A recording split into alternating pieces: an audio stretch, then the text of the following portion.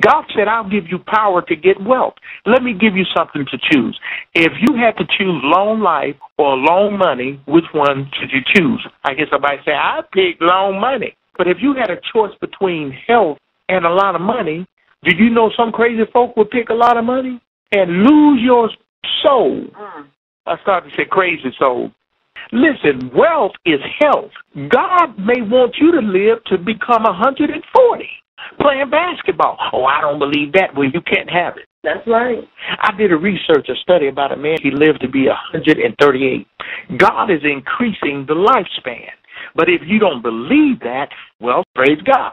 But if you believe God can do that which seems to be impossible, I dare you right now, said, I believe. If you believe that God can take you from being poor to rich overnight, you ought to say, I believe. Honey, I sense the anointing to prophesy. Come on.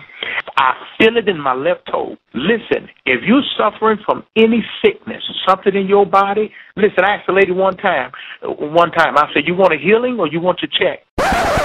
She said, I need my check. God. Praise God. She wanted to keep her check once a month because she felt if she got her healing, then she wouldn't have a reason to get her money. Well, honey, listen, it's time to wake up. Katrina, are you enjoying yourself, my queen, my love, my baby, my sacrifice? Yes, I am enjoying myself, handsome. You are so funny. This has been such an awesome show. The people of God, I know they're blessed as I am. This has been extraordinary.